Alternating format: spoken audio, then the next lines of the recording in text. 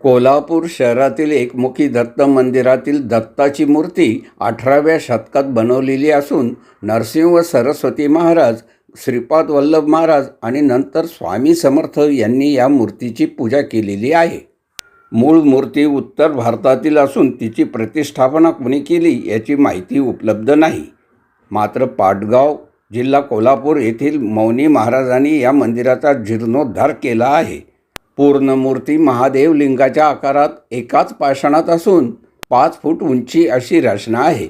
मूर्ती पश्चिमाभिमुख असून उजव्या बाजूच्या एका हातात जपमाळ, दुसऱ्या हातात कमंडलू, तिसऱ्या हातात डमरू आणि डाव्या बाजूच्या एका हातात त्रिशूळ तर दुसऱ्या हातात शंख आणि तिसऱ्या हातात योगदंड आहे. मूर्तीच्या मस्तकावर शिवपिंडी आहे. मूर्ती दगडी चबुतऱ्यावर उभी आहे. मंदिराबाहेरच समोर नंदीसह महादेव मंदिर आहे. जय श्रीराम.